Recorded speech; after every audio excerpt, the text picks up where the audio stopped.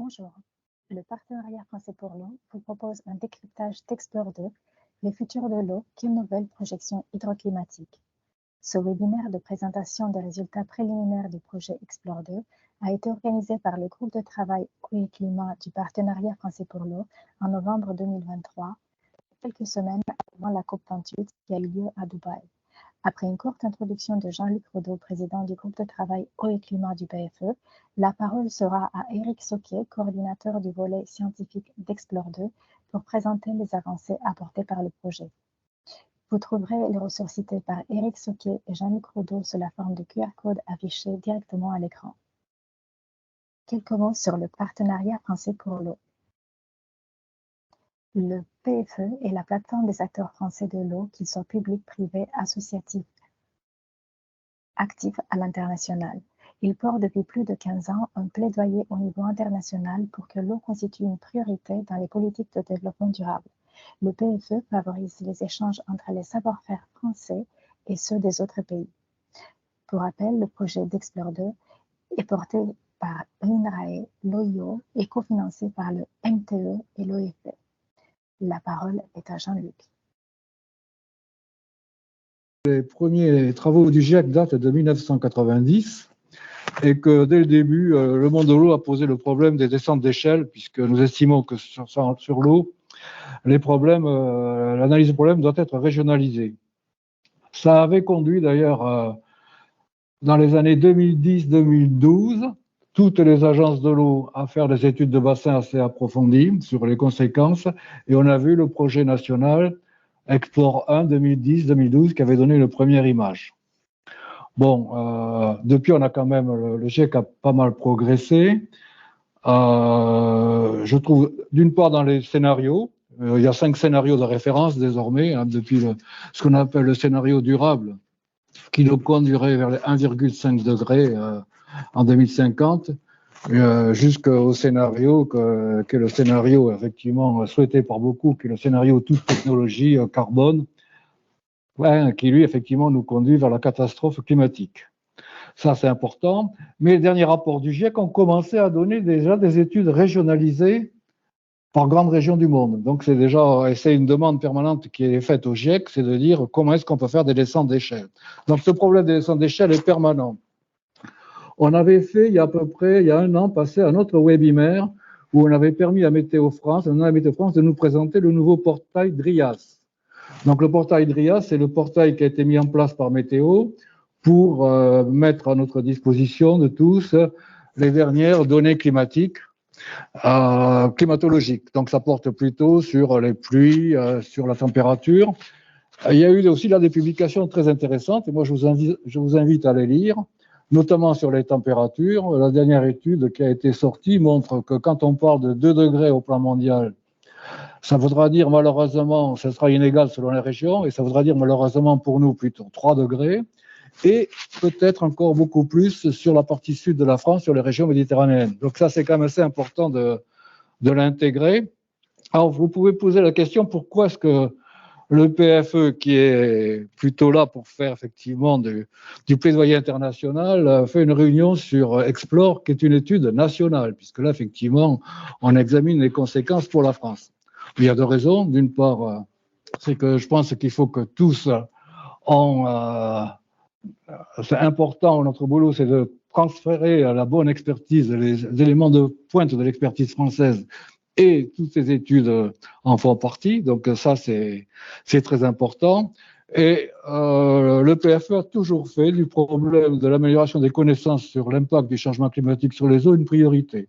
On fera d'ailleurs à la prochaine COP, il y a un side event important qui va être monté avec l'UNESCO, auquel on participe, sur les relations entre sciences et société, qui est un problème de fond, hein, parce que vous voyez bien que plus on avance, plus les difficultés deviennent importantes, plus les scientifiques nous disent qu'on va dans le mur, plus les politiques hésitent à avancer, parce qu'évidemment, ça implique des mesures douloureuses. Donc, on a un vrai problème de rapport aujourd'hui entre que nous disent les études scientifiques et comment réagissent les acteurs économiques et sociaux. Ça, c'est un point de fond. Et ce type d'études, effectivement, participe à ce qu'on appelle vulgarisation, la prise de connaissance de connaissances. Donc, j'irai pas beaucoup plus loin. On n'a qu'une heure, donc c'est assez court. Ce que je vous invite tous, c'est à poser par écrit vos questions pendant l'intervention de Eric, et ce qui permettra à Geoffrey de faire un relevé. On essaiera d'arrêter vers, si Eric, autant que possible, vers 1h moins le quart, 1h moins 20 pour garder un quart d'heure pour les questions. Moi, je n'irai pas beaucoup plus loin.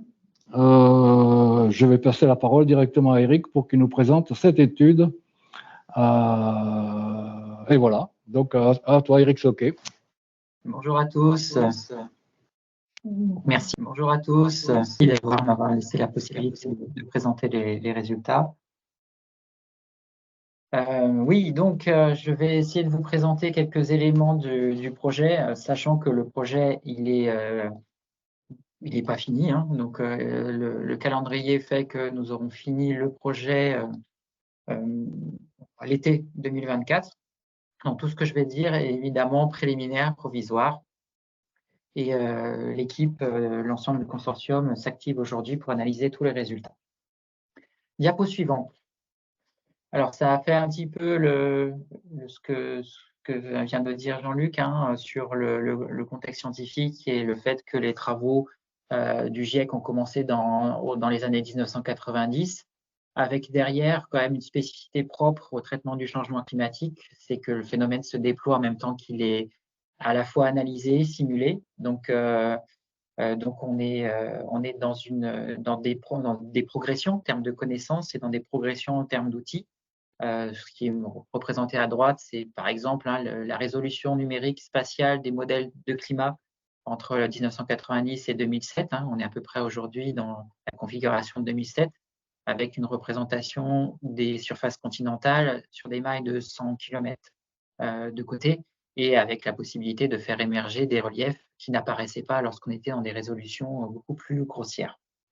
Donc, on bénéficie également des observations du système Terre, des nouvelles, et donc ce phénomène fait qu'on a des connaissances qui doivent s'accumuler au fur et à mesure que le phénomène se déploie et s'intensifie dans le temps. Sur la diapo suivante, vous allez voir un petit peu les deux éléments, évidemment, que j'ai repris du GIEC, sur la diapo suivante. Simplement deux éléments de conclusion sur les précipitations et sur les sécheresses agricoles. Bon, je ne vais pas forcément commenter ici, mais évidemment, tous les travaux que l'on mène dans le cadre du projet Explore 2 s'inscrivent dans la dynamique du GIEC, et on reprend des éléments qui ont été, puisqu'on va se nourrir de simulations du climat d'un ensemble de modèles qui ont été identifiés par le GIEC ou dans des expériences spécifiques. Donc, à titre de rappel, concernant le GIEC, on a à disposition désormais un atlas mondial interactif en anglais. Bon, ça c'est peut-être un défaut, mais en tout cas, il existe en anglais et qui vous permet d'avoir une vision du climat sur des grosses mailles sur le globe, sous différents scénarios d'émissions de gaz à effet de serre et sur différentes variables. Donc, et un découpage que vous avez également en zones sur lequel vous avez des informations qui sont fournies. Donc, ces éléments sont un peu grossiers, évidemment, trop grossiers pour pouvoir engager des politiques d'adaptation à l'échelle de nos territoires. Donc, l'enjeu d'Explore 2, c'est d'essayer d'apporter cette connaissance pour engager ces stratégies d'adaptation. Diapo suivante. Alors, elle concerne le projet Explore 2070, donc, qui était un projet pionnier en termes de mise à connaissance du devenir de l'hydrologie en France métropolitaine et également en Outre-mer. Donc, c'est un projet qui date de 2010-2013, qui est forcément daté dans ses choix à la fois de scénario et ses choix également de modélisation. Donc, depuis la fin du projet, évidemment, la science a progressé. Et puis, on a fait un retour d'expérience sur ce projet-là, avec finalement, même s'il avait la vocation d'engager des démarches d'adaptation, ça a été peu valorisé. Et puis, donc, des choix, comme je viens de le dire, qui sont depuis considérés comme des limitations, ou jugées datées au regard des derniers exercices du GIEC. Un point qui était notable aussi, c'est que même si le ministère a essayé de faire connaître cette étude, finalement, elle a été très peu utilisée, très peu valorisée par les acteurs, sauf des grands bassins qui ont du type Rhône, Garonne ou Loire, qui ont utilisé ces résultats, mais c'est resté assez anecdotique parce que l'accès aux données n'était pas réalisé, c'est-à-dire qu'il n'y avait pas de portail à l'époque qui mettait à disposition les données. Donc, diapo suivante. Donc là, on rentre dans Explore 2. Donc, c'est un projet qui a été, compte tenu de ce que je viens de dire, soutenu par le ministère, par l'OFB, par les agences de l'eau. Donc, l'objectif, c'était d'actualiser les connaissances, d'une part, en mobilisant les derniers outils, les dernières connaissances de la recherche, et puis de faciliter le transfert vers les acteurs de l'eau. Donc, en termes de méthodologie, on n'a pas innové. C'est une méthodologie classique que vous voyez sur la droite, avec en entrée des scénarios d'émissions de gaz à effet de serre qui sont ensuite déclinés en projection du climat à grande échelle, à moyenne, puis ensuite à une échelle régionale, et qui sont des données d'entrée dans des modèles qui vont représenter soit des actions humaines et tout ce qui relève de la gestion de l'eau, soit des ressources en eau naturelles, telles que peuvent le fournir les modèles hydrologiques. Et parfois, on a les deux emboîtés. Et in fine, on a une description des débits en rivière ou des hauteurs piézométriques qui sont les valeurs diagnostiques clés pour l'hydrologie. Donc, c'est une approche qui est évidemment de modélisation, avec chaque modèle une représentation simplifiée des processus, que ce soit d'ordre du climat ou d'ordre de l'hydrologie. Et donc, forcément, vous allez avoir une incertitude qui va s'accumuler au fur et à mesure de la chaîne de modélisation. Donc ici, on a engagé une approche qui se veut multiscénario, multimodèle, pour justement appréhender la diversité des futurs possibles et les incertitudes sous changement climatique. Il est appliqué sur le territoire métropolitain, pas sur le territoire d'outre-mer, sur l'ensemble du XXIe siècle, comparativement à ce qui avait lieu dans l'Explore 2070, qui était centré autour de 2046-2065. Ici, c'est l'intégralité du XXIe siècle qui va être considérée. Et donc, on appréciera les futurs possibles et les incertitudes aux différents niveaux de modélisation du climat. Alors, sur la diapo suivante, vous allez retrouver quasiment la même chose à une nuance près, mais qui est une nuance qui est très importante. C'est pour vous dire que Explore 2 ne traite que la ressource naturelle, c'est-à-dire que nous n'avons pas souhaité coupler nos modèles hydrologiques avec des modèles de gestion, parce que ça nécessitait des prospectives, des questions sur les usages, qui étaient un petit peu inatteignables, en tout cas dans les délais imposés pour le projet, d'une part. Et puis, on se nourrit également du retour d'expérience sur Explore 2070, où la validation, pas la validation, les questions d'adaptation avaient été finalement très peu valorisées. Les résultats de ce volet sur l'adaptation étaient très peu valorisés parce que finalement, les scénarios d'évolution des usages étaient trop grossiers et ne correspondaient pas vraiment à une réalité imaginée par les acteurs de terrain. Donc, on est ici dans la ressource naturelle, donc ce que les bassins, ce que les nappes sont capables de fournir naturellement sans pression anthropique dessus. Diapo suivante.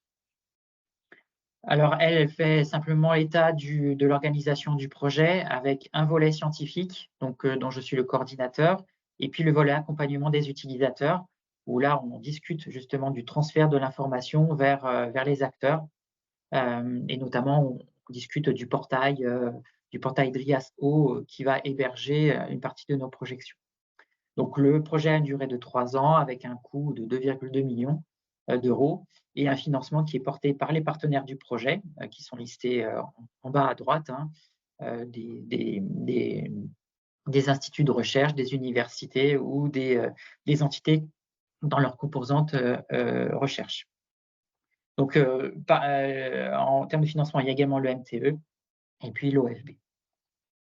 Alors, un petit point sur le volet accompagnement, donc diapo suivante, donc, qui est porté par l'OIO et notamment également qui a un lien avec un projet Life Eau et Climat qui a financé le portail DRIAS-Eau. Explore 2 va assurer l'alimentation du portail, mais la construction du portail Dreaso a été réalisée dans le cadre du projet Life Eau et Climat. Donc l'objectif principal, c'est d'assurer la compréhension des résultats scientifiques produits par l'ensemble des partenaires du projet et leur utilisation future par les acteurs de l'eau. Donc dans ce cadre-là, on a des comités d'utilisateurs que l'on mobilise plusieurs fois par an sur un certain nombre de questions, notamment pour identifier quelle est la forme d'information à fournir, quelle est l'information utile pour eux. Donc, on a des échanges sur les besoins, des besoins de réaction de leur part sur le contenu pédagogique ou non des résultats scientifiques. Et là, actuellement, on est dans la création et l'animation d'un MOOC sur l'utilisation des projections Explore 2. Et puis, on a un autre comité d'utilisateurs spécifique à l'outre-mer, où là, il était plutôt question de faire un état des lieux, des connaissances et de dresser une feuille de route pour ensuite initier une étude similaire à Explore 2. Diapo suivante. Alors, je vais peut-être la passer parce qu'elle reprend à peu près la même chose de ce que je viens de dire sur les interactions avec les utilisateurs. Et je vais passer un petit peu plus en détail sur les résultats du projet. Donc, je vais commencer par le volet climat. Donc, c'est principalement Météo France et l'IPSL qui contribuent à ce volet-là. Donc, dans le cadre de ce projet, on examine 3 scénarios de gaz à effet de serre, le RCP 2.6, le 4.5 et le 8.5, donc le moins émetteur jusqu'au plus émetteur, et qui sont déclinés chacun en différentes projections. Alors, nous avons, dans le cadre de ce projet, utilisé les simulations Eurocordex, donc qui ont l'avantage de donner qui réalisent une première étape de régionalisation à une échelle plus réduite que les modèles de climat de grande échelle. Et plus spécifiquement, dans le cadre du projet Explore 2, nous travaillons sur l'aspect correction de biais, c'est-à-dire le passage des données climatiques du RCM vers des données de climat à résolution fine, 8 par 8 km, et au pas de temps journalier. Donc, in fine, on aura sur la France métropolitaine une description du climat entre aujourd'hui et la fin du XXIe siècle via ces modélisations du climat, et donc au travers de chroniques de précipitations, de température, d'évapotranspiration, de référence. Donc, dans le cadre de ce projet, on a été amené à faire une sélection de couples GCM-RCM, donc qui vont donner ensuite nos projections climat de climat régionalisé.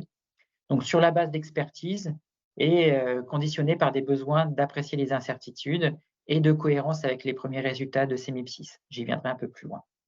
Donc, on a choisi 2 méthodes de correction biais, l'une qui est portée par Météo France et l'autre qui est portée par l'IPSL. Et il y a à ce jour un premier rapport qui est plutôt d'ordre méthodologique, qui montre un peu la chaîne de modélisation et comment on a abouti aux projections. Et un second rapport est en cours de rédaction sur les résultats en tant que tels et pour montrer le visage de la France en termes de climat dans le futur. Diapo suivante. Donc ici, vous avez un premier résultat. Alors, dans le cadre du projet Explore 2, on a choisi finalement 17 couples GCM-RCM qui nous donnent 17 projections sous RCP 8.5, le plus extrême, 10 sous RCP 4.5 et 10 sous RCP 2.6. Et ils sont corrigés avec deux méthodes de correction de biais. Donc, ce que vous avez en termes de graphique, c'est en termes d'anomalies de précipitation et température entre aujourd'hui et la fin du XXIe siècle sous RCP 8.5. Chaque point représente le résultat d'une projection de climat, donc c'est-à-dire d'un GCM RCM, d'un couple GCM RCM débiaisé avec une des méthodes. Donc, ce que l'on peut voir à l'échelle annuelle, donc sur la gauche, c'est que vous avez des changements de précipitation à l'échelle de la France. C'est un diagramme qui est moyenne France. Vous avez des changements de précipitation qui s'étalent entre moins 10 et plus 10%. Et puis, sans surprise, un changement de température entre un peu moins de 3 degrés et plus 5 degrés en moyenne dans l'année. Ce que l'on peut voir par contre à l'échelle saisonnière, c'est que vous avez des contrastes qui émergent, notamment en termes de changement de précipitation. Vous voyez que les projections du climat projettent une augmentation des précipitations pendant la période hivernale. Et sur le diagramme le plus à droite, les changements de précipitation en été, eux, sont négatifs, principalement négatifs, donc avec une tendance à l'assèchement à l'échelle de la France. En termes d'élévation de température, vous avez un changement de température beaucoup plus important en été qu'en hiver, mais évidemment, dans les deux cas, on est dans une hausse des températures. Donc actuellement, on est dans le calcul d'indicateurs du climat pour caractériser les changements, donc d'aller plus loin que les diagrammes que je viens de vous présenter. On est en réflexion autour des incertitudes du climat et puis, comme je viens de vous le dire, la rédaction d'un second rapport axé sur les changements qui sont modélisés. Alors sur la diapo suivante, vous avez cette fois la vision dynamique en termes d'évolution au fil des années, avec les trois scénarios d'émissions de gaz à effet de serre qui sont représentés. Donc, ce que vous avez en gris correspond à l'historique. Et évidemment, par les couleurs, vous avez la déclinaison selon le scénario d'émissions de gaz à effet de serre. Donc, c'est des diagrammes qui ont été réalisés à l'échelle de la France, où on voit que, notamment pour la température à gauche, eh bien, vous avez le RCP 8.5 qui donne l'élévation de température les plus importantes, et puis pour les autres, quelque chose d'un peu plus contenu en termes de température. Sur la droite, vous avez là un signal de précipitation annuelle qui, à l'échelle de l'année, montre très peu de différenciation, mais comme je vous l'ai montré juste avant, en termes de contraste saisonnier, par contre, il y a une évolution qui apparaît. Diapo suivante. Alors cette fois, on va rentrer dans l'hydrologie. Donc pour mémoire, on examine à la fois les eaux de surface et les eaux souterraines, dont notamment la recharge potentielle des aquifères. Donc on est sur une hydrologie de référence, qu'on a baptisée de référence, sur laquelle on peut bâtir les exercices prospectifs, c'est-à-dire simuler différentes actions de l'homme, différentes stratégies d'adaptation au fil des années. Alors, ça fait un peu un lien avec le point 46 du plan eau notamment. On est dans une approche également multimodèle. Donc, on a 9 modèles d'hydrologie de surface qui ont été mobilisés. La plateforme AQFR qui s'intéresse plutôt aux aspects nappe, qui a été complétée par un modèle hydrogéologique régional qui s'appelle MONA sur le Nord-Aquitaine, et la recharge qui sont plutôt, qui vont plutôt qualifier les aspects souterrains. On a, qu'est-ce qui a été réalisé jusqu'à présent? L'évaluation des modèles en temps présent sur un certain nombre de points d'évaluation. Donc, il y a un rapport qui vient d'être publié là-dessus. La production des projections hydrologiques, donc ça a été réalisé. Aujourd'hui, elles sont toutes disponibles sur des disques durs. Et puis, on a des rapports en ligne sur à la fois la constitution du réseau de référence sur lequel on a fait l'évaluation des modèles, et puis également les supports de simulation. Diapo suivante. Puisqu'on parle des points de simulation, les voici. Donc, vous avez à droite l'ensemble des points sur lesquels il y aura à disposition des projections hydrologiques. Alors, tous les modèles ne fonctionneront pas sur tous les points. Donc, c'est pour ça que vous avez un code couleur qui fait référence au nombre de points qui sont disponibles par point de simulation. Donc, en bleu clair, c'est là où on aura plus de modèles hydrologiques. Donc, vous avez par exemple la Loire qui apparaît comme une zone privilégiée par les modélisateurs.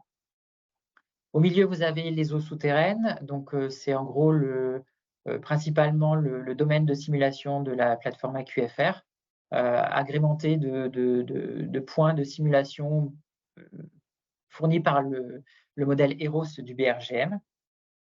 Et puis, sur la gauche, totalement à gauche, vous avez le découpage en masse d'eau souterraine qui va être le support de restitution de la recharge potentielle. Voilà. Diapo suivante. Alors, qu'est-ce qu'on peut dire aujourd'hui? Alors, je vous ai juste mis une diapo de résultats. Donc, on est dans une situation où on a beaucoup de projections hydrologiques qui peuvent être disponibles. Sur certains points, j'entends bien certains, on a 9 modèles hydrologiques qui ont tourné avec 2 méthodes de correction de biais qui ont été appliquées à 17 projections GCM-RCM.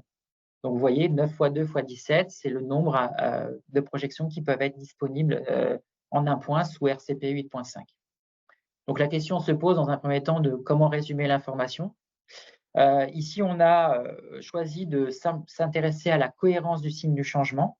donc déjà de regarder si tous les modèles donnaient la même évolution en termes de changement, de signes, sur l'ensemble du XXIe siècle. Donc, il s'agissait d'estimer la pente qui suit l'évolution de la variable hydrologique. Ici, c'est une variable de débit d'étiage. De regarder sa progression au fil des années et de voir s'il y a une tendance linéaire qui émerge ou pas et quel est le signe. On a gardé juste le signe de la pente, in fine. Et donc ici, ce que vous avez représenté par ces points, donc c'est des points de simulation, pas les 4000, 1000 et 3000, mais un ensemble de 600 points de simulation, où on a fait la comptabilité des signes positifs et des signes négatifs.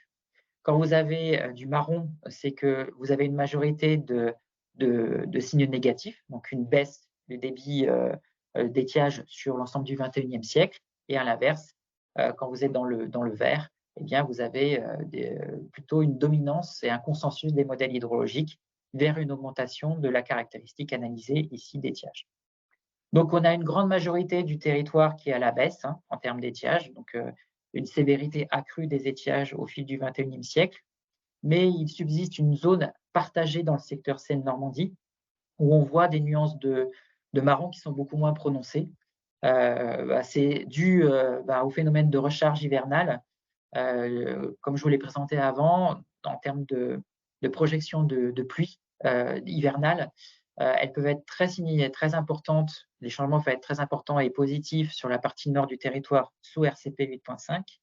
Et donc, de ce fait-là, pour ces cours d'eau qui bénéficient pendant la période estivale du soutien naturel des nappes, eh bien, venir compenser d'une certaine manière une sécheresse de surface avec un déficit en termes de pluviométrie. Donc, voilà un peu le type de résultats que l'on va certainement travailler dans les prochains temps. Alors, un point qui nous paraissait important, c'est sur la diapo suivante, notamment pour traiter les incertitudes, c'est que les acteurs ne sont pas perdus avec le nombre, la foison de modèles et de projections qui est à disposition. Et donc, on a essayé de faciliter l'appréciation de la diversité des futurs possibles au travers de narratifs. C'est-à-dire qu'on a identifié 4 projections climatiques contrastées qui permettent de voir, d'appréhender un peu les futurs possibles. Donc, ces 4 narratifs, ils émergent ici par le code couleur, rouge, bleu, orange et vert. Alors, on les a choisis donc, dans les nuages que je vous ai présentés juste avant. Et en plus, on est allé chercher une compatibilité avec CMIP6. C'est-à-dire qu'aujourd'hui, CMIP6, on n'a pas encore les projections régionalisées des RCM, on a juste l'information globale. Donc, ce qui ne nous permettait pas d'utiliser ces projections pourtant les plus récentes. Et donc, on est resté à CMIP5. Mais vous voyez, pour réaliser l'interface, eh bien, on a essayé de choisir des narratifs qui soient compatibles avec l'exercice précédent et le futur, en imaginant que ce que nous donnent déjà les modèles de climat globaux de CMIP6 sont informatifs de ce qui va se passer de manière beaucoup plus régionale. Et donc, vous avez ici 4 narratifs qui sont positionnés. Alors, vous ne voyez peut-être pas forcément très bien, mais il y a des lignes en tiret, en pointillés, qui expriment cette contrainte, d'une certaine manière, de sélection par rapport à CMIP6 et de ce qu'on sait déjà de CMIP6. Donc, on a ces 4 narratifs. Alors, on leur a donné un qualificatif qui est encore aujourd'hui provisoire et qui sont des relatifs. Toutes les projections nous annoncent un climat plus chaud. Donc, on voit le qualificatif chaud, mais c'est un chaud relatif par rapport à l'ensemble des projections. Donc, ainsi, par exemple, la projection en rouge, vous voyez qu'elle est dans la partie quasiment supérieure des changements de température, que ce soit en hiver ou que ce soit en été.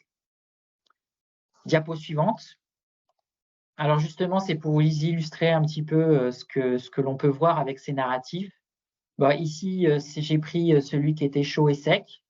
Donc, vous voyez ici l'évolution des températures à l'année hiver et été. Ici, c'est en milieu de siècle, voilà, et en relatif par rapport à 76-2005. Sur la droite, vous avez les changements en débit annuel et en débit d'étiage. Donc là, j'ai pris tous les modèles hydrologiques et j'ai regardé la moyenne des changements en relatif. par rapport à aujourd'hui. Donc, avec à peu près le même code couleur, hein. Quand on est dans le marron très prononcé, c'est que les changements sont très prononcés et négatifs, d'une certaine manière, une diminution. Et à l'inverse, en vert, c'est une augmentation. Diapo suivante. Sur la diapo suivante, j'ai mis en évidence ici les éléments relatifs au souterrain, donc avec la recharge, ici à l'échelle annuelle et pour l'hiver, et les conséquences en termes de piézométrie en bas, avec ici un code rouge pour signifier que c'est une baisse de la piézométrie aux différents horizons, à court terme, à moyen terme ou à long terme. Alors, il faut savoir, une petite précision, c'est que tous ces modèles fonctionnent en parallèle, c'est-à-dire que ce n'est pas la recharge que je vous montre ici qui alimente le modèle hydrogéologique. Chaque modèle a sa vie propre et partage uniquement la donnée safran et les projections climatiques sont les mêmes, mais pour autant, ils ne sont pas couplés les uns avec les autres. Diapo suivante. Cette fois, vous avez le narratif chaud et humide à toutes les saisons. Donc, on retrouve une France en rouge avec au niveau des températures. Mais quand on regarde l'hydrologie, vous voyez que vous avez des choses un peu différentes, hein. Le débit annuel en fin de siècle, vous voyez des teintes vertes qui émergent sur la partie nord du territoire. Montre qu'à l'échelle annuelle, on aurait plus de débit, hein, mais ça ne signifie pas qu'on a plus de débit pendant la période estivale, puisque vous voyez qu'en dessous, en termes de débit d'étiage, eh bien, vous êtes dans des zones marron, quasiment, enfin des nuances marron un peu partout.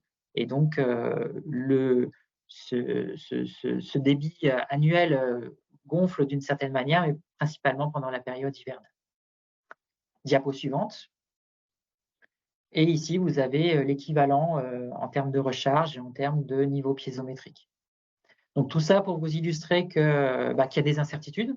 Voilà, on voit clairement en termes de réaction, la piézométrie ou de la recharge ou même des débits d'étiage. Et donc, c'est un élément incontournable, notamment lorsqu'on traite la question d'adaptation au changement climatique. Diapo suivante. Alors, pour vous donner des éléments par rapport à la diffusion des données, des projections, donc on a le développement du portail DRIAS qui a commencé donc au travers du financement dans le cadre du projet Life et Climat.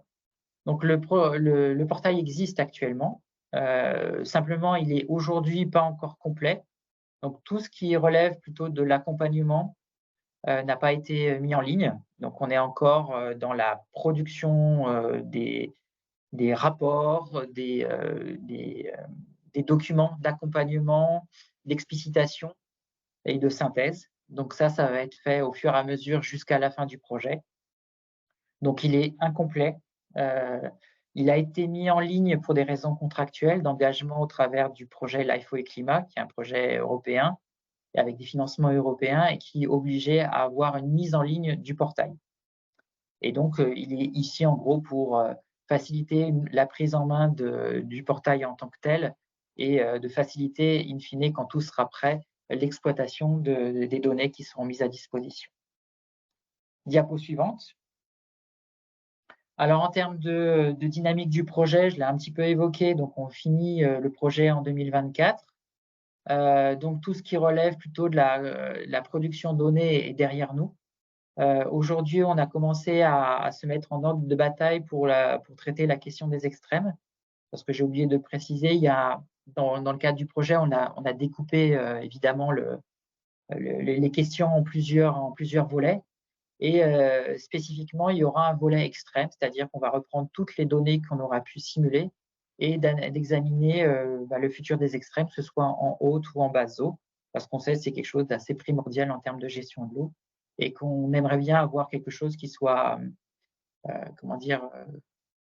bien calé entre nous et que notre discours soit clair au niveau des extrêmes.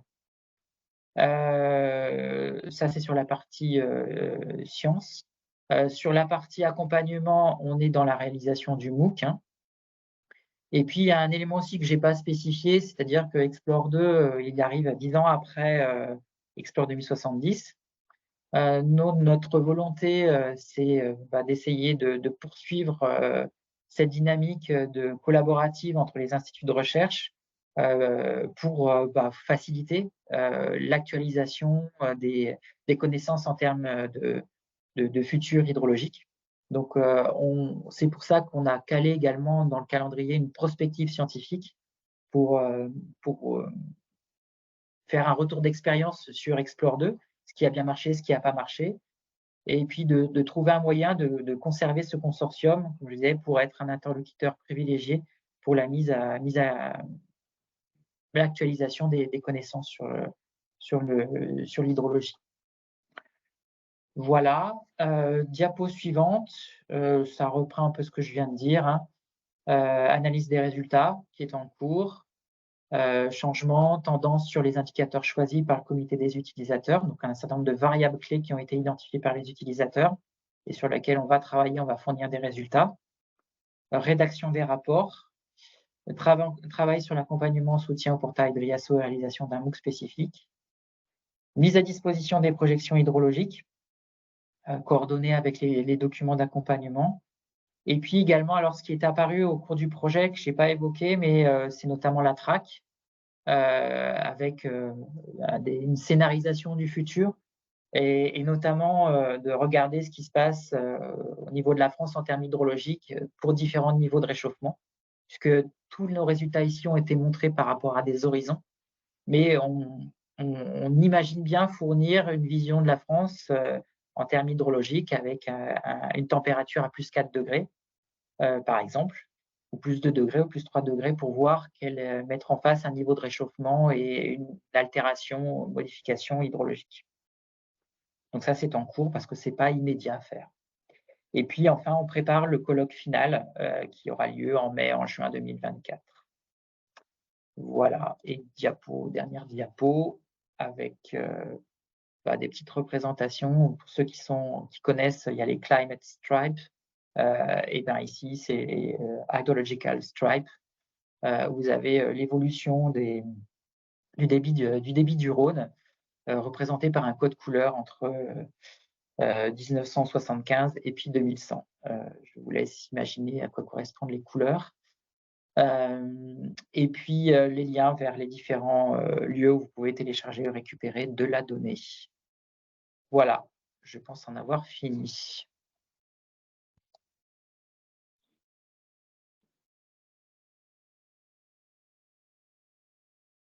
Merci beaucoup, Eric.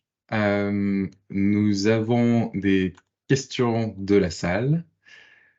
Alors, je vais vous les faire parvenir pour que vous puissiez les traiter. Une première question, c'est un rapport avec ce dernier point sur la track. C'était, est-ce qu'il y a une prise en compte de ce travail d'Explore 2 dans l'élaboration du PNAC 3, le Plan national d'adaptation au changement climatique? Alors, je n'ai pas été sollicité par rapport au PNAC 3, donc, mais j'ai les collègues de l'OFB ou du MTE qui ont été mobilisés sur la rédaction, les réactions par rapport au PNAC 3.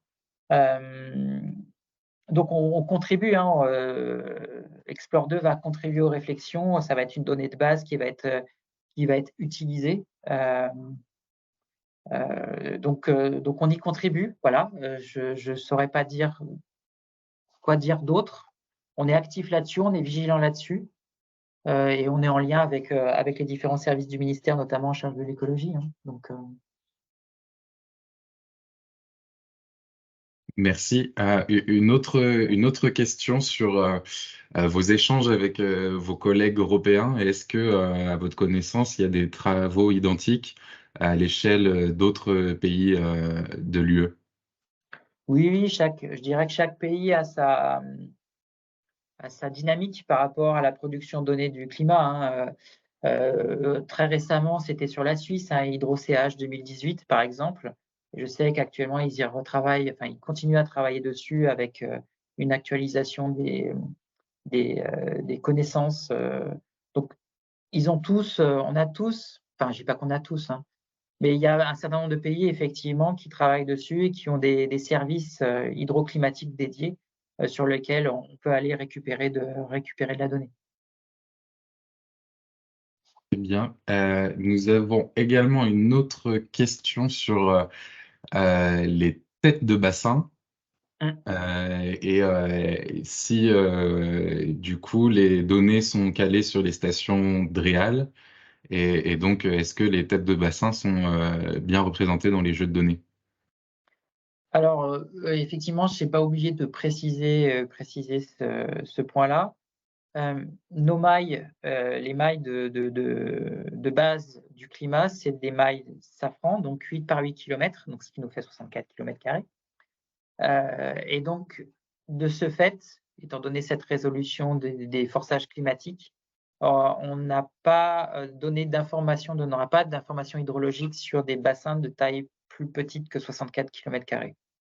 Donc, en gros, les points de simulation, la carte que je vous ai montrée avec plein de couleurs, où il y avait tous les supports de restitution d'Explore 2, tous les bassins ont plus de 64 km². Ces bassins, ces points de simulation sont soit des stations hydrométriques, soit des points de gestion de gestion connus, en gros, typiquement inscrits dans différences d'âge ou autres. Soit ce sont des points de suivi de type RCS, où il y a de la donnée déjà qui existe, mais pas forcément de la donnée hydrologique. Donc des points d'intérêt qui ont déjà été en partie suivis ou des points qui sont des points de gestion. Donc tous les bassins modélisés dans le cadre de ce projet ont plus de 64 km². Nous avons d'autres questions, notamment sur les sols, sur les sécheresses agricoles et sur l'influence de l'évolution des secteurs agriculture et forêt sur le niveau des nappes en particulier. Voilà, plusieurs questions sur ces sujets. Ouais. Alors, concernant sécheresse des sols agricoles, nous, ce qu'on va faire dans le cadre de l'analyse des extrêmes, on va regarder la propagation des sécheresses. Donc, en gros, on va regarder ce qui se passe au niveau des sols à un moment, puisque pour comprendre cette propagation jusqu'à la nappe ou jusqu'à l'hydrologie de surface, eh bien, on va regarder les différents compartiments. Donc, on va les regarder. Il y a des variables qui vont être sorties des modèles hydrologiques sur l'humidité des sols, par exemple. Tous les modèles ne vont pas le fournir parce qu'il y a des modèles qui sont des modèles plutôt conceptuels pour lesquels il n'y a pas de représentation suffisamment fine de ce compartiment. Mais il y aura des informations sur les sols et sur l'humidité. Concernant l'évolution de l'agriculture, des forêts, etc., eh ben, nos modèles, actuellement, c'est des modèles assez statiques, c'est-à-dire qu'on n'a pas la capacité de faire évoluer l'occupation des sols. Pour faire ça, ça rejoint un petit peu ce que je disais tout à l'heure, c'est sur l'adaptation, parce qu'on imagine bien que s'il y a adaptation, ça va se traduire par des occupations du sol qui vont être un peu différentes d'aujourd'hui, des types de cultures qui vont être un peu différentes. Et donc, de ce fait-là, on a plutôt préféré, enfin, on s'est mis dans une situation, toutes choses égales par ailleurs, occupation du territoire d'aujourd'hui, l'effet du changement climatique. Merci beaucoup. Question suivante sur les extrêmes où le travail doit être affiné. Et du coup, la question concerne les régimes pluviométriques. Comment constituer une chronique annuelle et comment mener des scénarios dans ces cas-là? Alors, les données de précipitation sont les données fournies par les modèles de climat régionalisés et corrigés des biais. Donc, on a des chroniques, des projections du climat avec des projections de pluviométrie sur l'ensemble du XXIe siècle. Donc, c'est cette information qu'on va manipuler. Donc après, aujourd'hui, on est dans l'analyse. Donc, on a regardé les précipitations à la fois à l'échelle annuelle, à l'échelle de l'hiver, à l'échelle de l'été. On a également regardé les extrêmes en termes de pluie journalière maximale dans l'année, et de voir leur évolution. Donc, c'est des choses que l'on a à disposition. Alors, il n'y aura pas de il y a pas de scénarisation derrière. On est dans les sorties post-traitées de modèles de climat, avec derrière, vous allez pouvoir récupérer des chroniques complètes de précipitations sur les mailles 8 par 8 km. C'est ce qui est actuellement disponible sur le portail Drias Climat, qui, en gros, lui, va héberger nos projections du climat, les projections du climat qui ont alimenté les modèles hydrologiques d'Explore 2. Et dans la foulée de cette question, on avait aussi des questions sur l'analyse des risques, en particulier inondation, par rapport aux échelles de temps annuelles et saisonnières qui représentent une difficulté dans ce cas-là. Et donc, est-ce que la question était de dire, est-ce à dire que l'on reconnaît la difficulté, voire l'impossibilité de faire des analyses à échelle de temps et d'espace fine? Alors, ici, ce que je vous ai montré aujourd'hui, ce n'est montré qu'une partie. Donc, comme je le dis, on a des chroniques de pluie journalière sur l'ensemble du XXIe siècle. Donc, on peut analyser les risques. Simplement, là, ici, je ne pouvais pas tout faire. Donc, j'ai fait des choix. On a commencé par des données plutôt saisonnalisées pour essayer de comprendre un petit peu comment ça se passe, quoi, avant d'arriver dans les données d'extrêmes pluviométriques. Le futur rapport climat, il aura un petit zoom sur les pluies journalières maximales de l'année. Voilà. Donc, ça, c'est des choses auxquelles vous aurez accès. Donc, voilà ce que je peux dire. Je n'ai pas les éléments là aujourd'hui pour vous donner plus de choses que ça. Et je n'ai pas préparé la diapo spécifiquement là-dessus, quoi. Merci. Mais, Il y a également une question sur les Outre-mer, parce qu'ils ont été mentionnés dans votre présentation. Et donc, du coup, on vous demande d'expliciter ce que Explore 2 va donner sur les Outre-mer. Alors, si je remonte un petit peu en arrière, sur Explore 2070, il y avait un volet sur les Outre-mer qui avait été réalisé. Il avait été réalisé avec les outils dont on disposait à l'époque, des projections qu'il avait fallu créer spécifiquement. Et in fine, les modèles, pour certains, n'ont pas beaucoup mûri en termes de modélisation.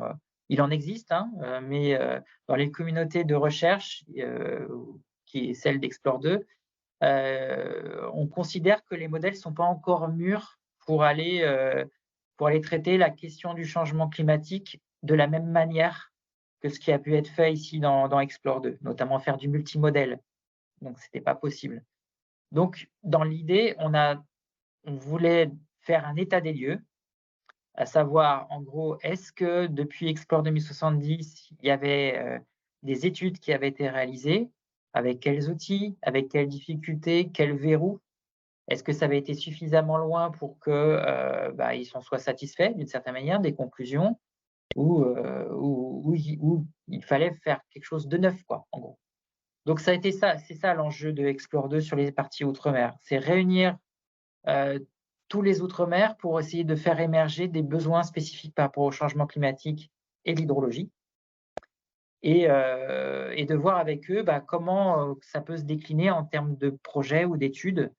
Alors, pas forcément par le consortium qui est actuellement celui d'Explore 2, mais au moins d'avoir des billes et de savoir qu'est-ce qu'on veut faire ensemble pour aller vers un projet qui ressemblerait, dans les grandes lignes ou dans la philosophie, à Explore 2, mais qui serait adapté au contexte ultramarin. Merci. On avait également des questions sur les usages anthropiques qui ne sont pas pris en compte. Et donc, deux questions. Est-ce que ce choix résultait de difficultés scientifiques ou bien de difficultés sociétales, ou des deux? Et une question aussi sur le Stockholm Resilience Center qui, sur les limites planétaires, etc., tire les conséquences des modélisations hydroclimatiques mondiales, qui intègre, elle, les usages agricoles, industriels, etc., du passé. Et donc, quelle confiance peut-on avoir dans ces modèles mondiaux? Alors, sur le dernier point, je ne pourrais pas forcément réagir parce que je n'ai pas regardé quelles étaient les hypothèses. En fait, il faut regarder les hypothèses, comment et quelle maille, quelle échelle. Quand on s'intéresse à la gestion de l'eau sur un territoire, on voit très vite qu'il y a des endroits, il y a des pratiques qui sont très complexes de gestion, des règles de gestion qui sont propres à des territoires et qu'on a du mal à avoir depuis un modèle global à grosse maille. Donc, ça peut donner des grandes images, mais en aucune manière, ça ne peut donner certainement une vision, on va dire, utile dans le sens raccroché au territoire, parce que des résolutions trop grossières, quoi. Donc, je connais pas trop, j'ai pas regardé. Moi, je regarde quand je fais de la modélisation des usages, je les regarde sur le bassin versant avec une représentation explicite des processus, des prélèvements et de gestion. Et j'essaye de faire communiquer mon modèle hydrologique avec ce modèle de gestion ajusté aux règles locales, quoi. Et donc, c'est vraiment lié à ces questions de mise en œuvre des règles locales. Mon expérience qui est la plus récente, c'est sur le système NEST. Voilà, il est d'une complexité redoutable. Il est tout petit, mais vous avez des communications entre des barrages, des dérivations, des besoins exprimés par des acteurs irrigants. Donc, il y a une vraie difficulté à représenter les usages avec finesse. Donc, plutôt que de faire, je dirais pas n'importe quoi, mais de faire de manière trop grossière, on a préféré se focaliser sur les ressources en eau, qui était déjà la brique de base. Si la brique de base, ressources en eau, n'est pas bien appréhendée, eh bien, tout le reste n'a aucun intérêt. Donc, on s'est focalisé là-dessus et peut-être qu'il y aura un Explore 3 où on intégrera la dimension usage. Mais aujourd'hui, on n'était pas prêt de traiter la question à l'échelle nationale parce que manque de données ou données partielles et puis des outils de modélisation à affiner. J'entends outils de modélisation, couplage, usage et ressources en eau. Merci beaucoup. Et sur cette note également, on avait la question de comment aidez-vous les décideurs politiques à interpréter les données et interpréter les risques qui sont associés à ces projections. Alors aujourd'hui, notre premier objectif, c'est vraiment c'est la prise en main des résultats pas les résultats, mais justement les données du projet.